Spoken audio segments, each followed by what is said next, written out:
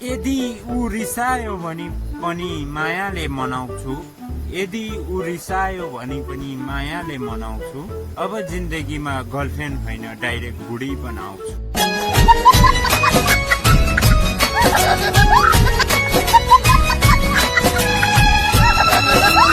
एउटा दामी कुरा भन्छु ल म तपाईहरुलाई, चियामा डुबिसकेको बिस्कुटलाई अर्को बिस्कुटले निकाल्न कोसिस नगर्नुहोस्, त्यो अर्को बिस्कुट पनि डुबाउनुहोस्। त्यसै गरी घरमा बुढी हुँदा हुँदै बाहिर चक्कर नचलाउनुहोस्, किनकि एक दिन त्यही घरकै पनि गुमाइ पठाउनुहुन्छ।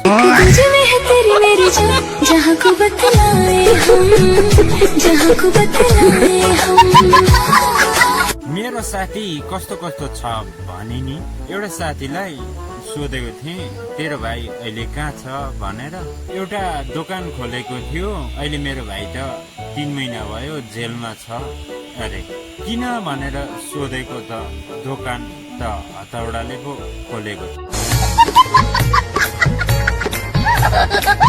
यो चाहिँ हाम्रो सिधा साथीहरूलाई भनेको है।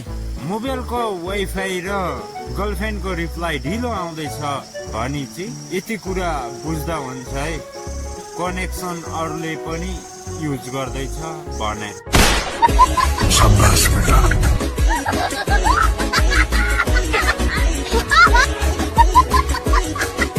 करोडपति बाउले चाहिँ छोरालाई भन्छ जिन्दगीमा मेहनत गर, हेर मलाई हेर त, गाउँबाट आउँदा एउटा बाक्सा मात्रै लिएर आएको थिएँ, अहिले यत्रो ब्याङ्क ब्यालेन्स गाडी पटपटी छ भनेर भन्छ नि त।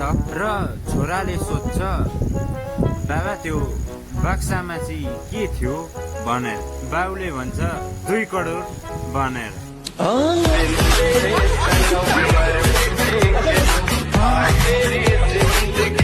एउटा कुरा सुन्नुहोस् ल, जसले आँखा बन्द गरेर माया गर्छ त्यो चाहिँ गर्लफ्रेन्ड हो।